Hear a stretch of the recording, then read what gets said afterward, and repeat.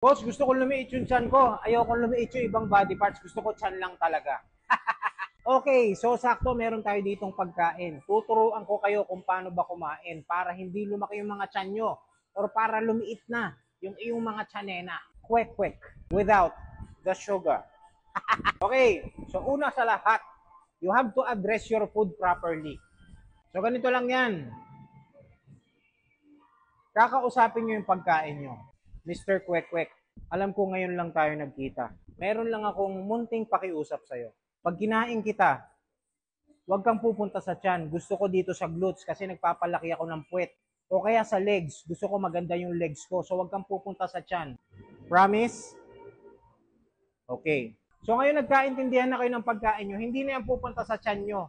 Liliit na yung mga tiyan nyo, magkakaroon na kayo ng abs. Pupunta yan lahat sa gusto nyong body part. Pwede nyo na siyang kainin. Hindi na siya pupunta sa tiyan nyo. Doon na sa gusto nyong target area.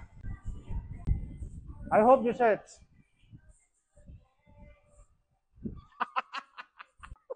Paniwala naman kayo? Best, walang ganun. Okay, as you all know that calorie deficit is the way to lose fat, to lose weight. Nothing else. Walang exercise, walang pagkain na nakakapayat, walang inumin, walang tsaa. Kahit kumain kayo without the sugar. Hindi kayo papayat not unless you eat on a caloric deficit. When it comes to targeting specific body part, that will never happen. Ang inyong paggamit ng inyong mga taba ay nakabase sa inyong genetics. Pwedeng maunang mawala ang inyong pisngi, pwedeng maunang mawala ang inyong mga braso, pwede ang legs, ang glutes, ang tiyan ang huli. Meron namang iba na ang tiyan. They are genetically gifted.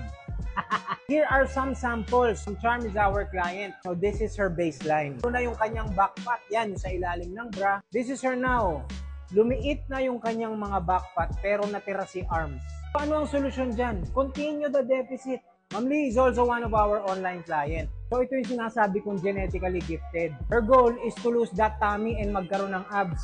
After 2 months, lumiit na agad yung kanyang midsection. Now this is Miss Dada. So kung makikita nyo si Miss Dada, she has a very high fat percentage. And this is her now. Boom. Parang magkaibang tao. Anong secret, coach? Calorie deficit. Wala naman ako nililihim sa inyo. Ayaw nyong gawin yung sinasabi ko. Where you lose your body fat first, hindi mo yan makokontrol. That is based off your genetics. Of course, if you wanna have a good build after you do caloric deficit, sasabayan mo yan ng strength training to maintain muscle mass. Para pag pumayat ka, hindi ka straight line. Meron pa nag-comment, U-turn.